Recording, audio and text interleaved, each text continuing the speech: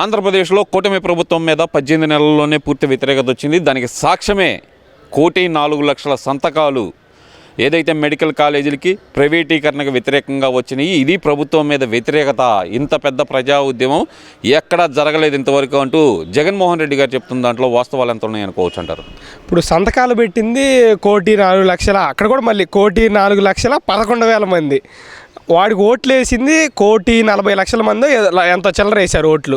మరి ఈ ఓటింగ్ అంతా ఎటుపోయింది అంటే ఎక్కడా సంతకాలు జరగట్లా. ఇప్పుడు మన గుంటూరులో ఉంది, ఎక్కడా సంతకాలు జరగట్లా. మొన్న అమరావతి రోడ్లోనే అక్కడ టెంట్ వేసుకొని కూర్చున్నారు. ఏగలు తోలుకోవటమే. కానీ మన వాళ్ళు చెప్తున్నట్టు ఒక ఓటర్ లిస్ట్ ఒకటి పక్కన పెట్టుకుంటున్నారు. ఓటర్ లిస్ట్ పక్కన పెట్టుకొని వాడి పేరు మీద సంతకం చేసేస్తున్నారు. అసలు మరి ఒక్కొక్కళ్ళ బాక్సులు సిద్ధం చేయటం, ఇదంతా చేయటం ఏందో వాళ్ళోళ్ళే మళ్ళీ పీపీఈ ఓకే అని కొంతమంది అంటారు, పీపీఈ కరెక్ట్ కాదని వాళ్ళ అధినాయకుడు అంటాడు. ముందు వాళ్ళ క్లారిటీ లేదు. అన్న నువ్వు మీ వాళ్ళకి ముందు క్లారిటీ చెప్పారు, మనం పీపీపీ మీద వ్యతిరేకంగా పోరాటం చేస్తున్నాము, దానికి సపోర్ట్ చేయమాకండి అని మీ వాళ్ళకి ముందు క్లారిటీ తెచ్చుకొని తర్వాత జనాన్ని ఎడ్యుకేట్ చేయి. నువ్వు ముందు సంతకాలు అనేది అక్కడ ఎవరు పెట్టట్లేదు. మొత్తం ఏదో ఒకటి టాపిక్ డైవర్షన్ చేయాలి. కరెక్ట్గా ఆంధ్రప్రదేశ్లో ఒక మంచి కంపెనీలు తీసుకొస్తున్నారు అనే ఉద్దేశం రాగానే ఏదో ఒకటి 1,00,00,000 సంతకాలు అది చేస్తున్నారు అని చెప్పటం. కరెక్ట్గా ఏదో ఒకటి డెవలప్మెంట్ యాక్టివిటీ జరిగే టయానికి ఏదో ఒక పెంట, ఆ పెంట తుడుచుకునేసరికి టైం సరిపోయేది అన్నట్టుగా ఆ పెంట చేస్తారు. సో జగన్మోహన్ రెడ్డి అనే అటువంటి వ్యక్తిని ఎవరు పట్టించుకోకుండానే మరి విజయవాడ కానీ లేదంటే జగన్మోహన్ రెడ్డి ఎక్కడికి వెళ్ళినా కానీ వేల సంఖ్యలో జనాలు వస్తున్నారు అనుకోవాలంటారా? జనాలు రావట్లేదు, అది జన సమీకరణ చేస్తున్నారు. ఇప్పుడు ఎవడైనా సరే ఏదో సామెత అంటారు, ఊళ్ళో పెళ్ళి కుక్కలు ఆడవాడు అన్నట్టు. పెళ్ళికి పోతాడు. ఇప్పుడు పెళ్ళికి వెళ్ళిన దానికి వాళ్ళని ఆశీర్వదించి రావడానికి కదా వెళ్ళి. ఇప్పుడు నీకు నాలుగు కార్లు 5 కాన్వాయ్లు ఉంటాయి, కాన్వాయ్తో ఎల్లు ఆశీర్వదించిరా. అంతేగాని నేను వస్తున్నాను పలానా తోపుదుర్తి ప్రకాష్ వాళ్ళ ఇంటికి పెళ్ళికి వస్తున్నాను రే ఆ ఏరియా వాళ్ళు మొత్తం వచ్చేయండి రా, మొత్తం అటు 3-4 జిల్లాల నుంచి జన సమీకరణ జరిగింది అటు వెళ్తుంటే. మొన్న ఎయిర్పోర్ట్కి వెళ్ళాడు, మొత్తం హైదరాబాద్లో మా వాళ్ళే ఉన్నారని చెప్పేసి అని అన్నారు. ఈ పాలేటి కృష్ణవేణి ఇద్దరి నుంచి పోయింది, ఇంకొకళ్ళు అట్ట మొత్తం ఏళ్ళోళ్ళే ఆడికి వెళ్ళేది. అక్కడ హైదరాబాద్లో ఏదో మా వాళ్ళు ఉన్నారు అది ఇది అని చెప్పేసి అని సొల్లు ముచ్చట్లు.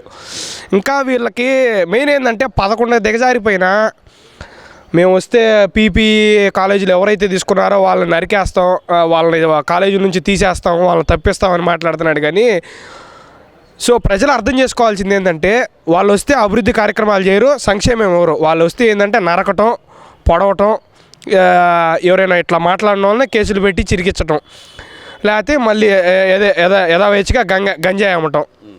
ఇంతకు మించి వాళ్ళు చేసేది ఏమీ లేదు. వాళ్ళు డెవలప్మెంట్ మీద కానీ సంక్షేమ పథకాల మీద కానీ ఎటువంటి ఇది లేదు.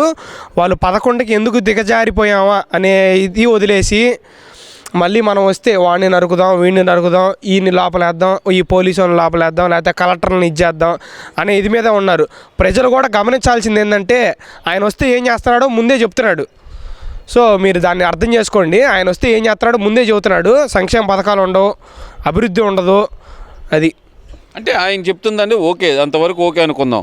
మరి ఇప్పుడు చూస్తే కనుక 230 కోట్లతోటే ఋషికొండ ప్యాలెస్ కట్టాము, అది పెద్ద మణిహారం లాగా మారింది. 330 కోట్లు వృధాగా ఖర్చు పెట్టాడు కదా చంద్రబాబు నాయుడు గారు యోగాంధ్ర అంటూ. దాని గురించి ఏం మాట్లాడతారు మీరు అంటున్నారు? 3 సార్లు జియోగా మన దగ్గర క్లారిటీగా ఉంది కదా. 3 సార్లు జియో ఉంది, 3 సార్లు ఒకసారి 230 కోట్లు, ఇంకోసారి 230 కోట్లు, ఇంకోసారి 150 కోట్లు ఏమో, మొత్తం 430 కోట్లు ఏమో పెట్టాడు.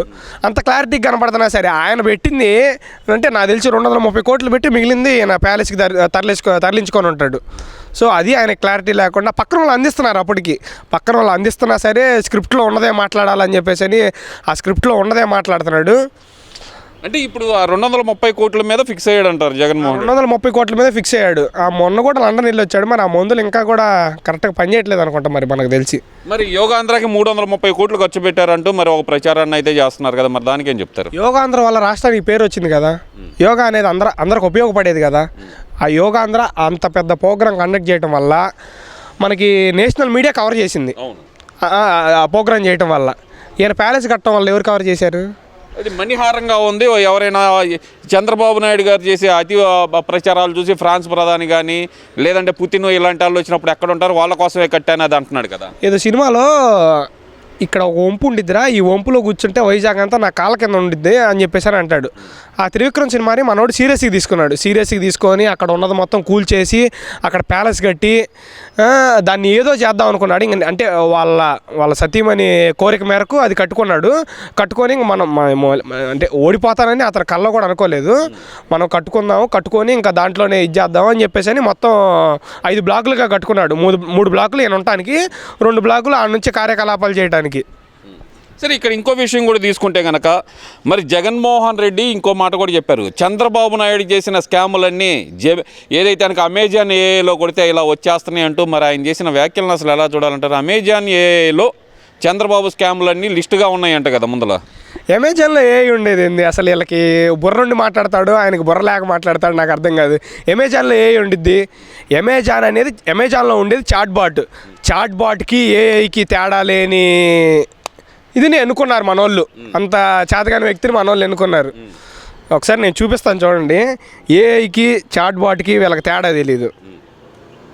ఉందంట కదా, చూపిస్తున్నారు వాళ్ళు, స్క్రీన్ షాట్లు కూడా పెడుతున్నారు కదా బ్రదర్. ఇప్పుడు నేను నా గ్యాలరీ నుంచి ఒక ఫోటో ఇస్తాను చూడండి. నా గ్యాలరీ నుంచి బాలకృష్ణ గారి ఫోటో ఇస్తున్నాను. ఎవరో ఫోటోలు వచ్చినాయి. ఇంకోటి హూ ఈజ్ 420 ఇన్ ఏపీ.